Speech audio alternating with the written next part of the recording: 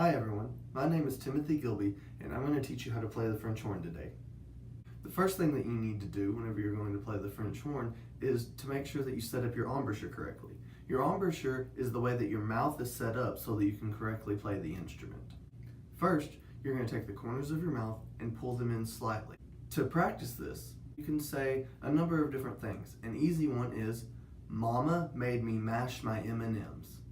Saying that with the corners of your mouth in will help practice keeping that secure, where you will also be able to have flexibility with your lips. Let's try it. Mama made me mash my M&Ms. Next, we need to make sure that we place the mouthpiece in the correct spot on your lips. Unlike other brass instruments that usually put the mouthpiece half on the top lip and half on the bottom lip, the horn mouthpiece goes 2/3, 1/3. 2/3 top lip, 1/3 bottom lip. Act like this is a cup of tea. You put 3 fingers on the shank, which is the bottom part of the mouthpiece, and then you act like you're drinking a cup of tea. That way, you have the correct proportions, 2/3 on the top, 1/3 on the bottom. Now that we know where to place the mouthpiece on the lips, we are now going to try to produce a buzz. The best way to do this is to not even use the mouthpiece at first.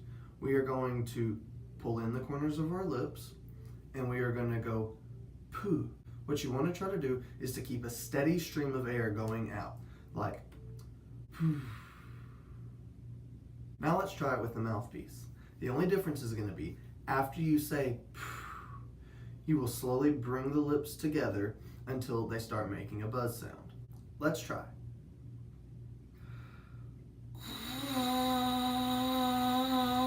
The pitch of your first buzz doesn't matter at all. You just want to make sure that it is a consistent sound, that the sound just continues and doesn't stop or fade out. Now we need to learn how to sit with the French horn and how to hold the French horn. First, you need to know how to sit while holding the French horn.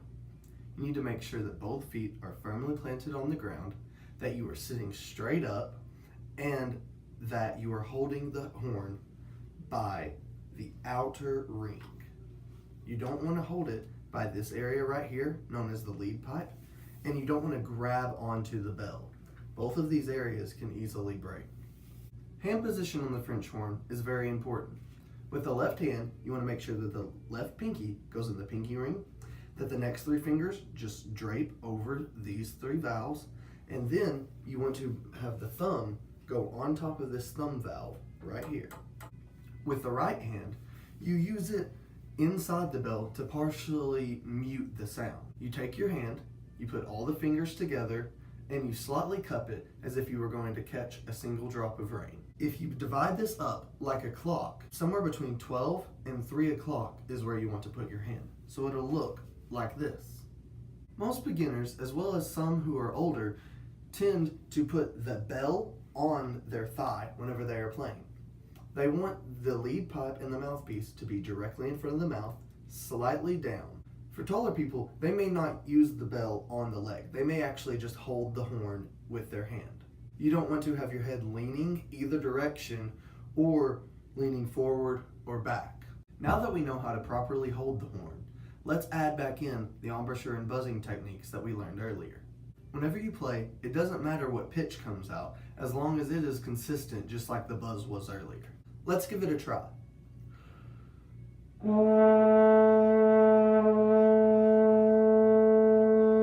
Let's talk about how to start each note.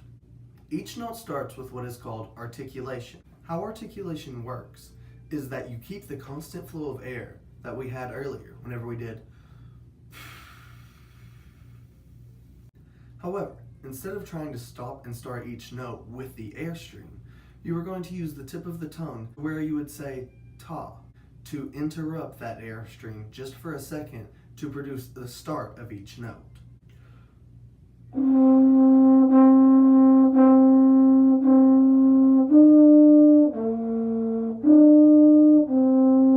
You don't have to change pitches like I did, but I just wanted to show you that you can start and stop the same note or different notes by just using the tip of the tongue. I hope this video has been helpful in giving you some great advice on starting the French horn. See you guys later.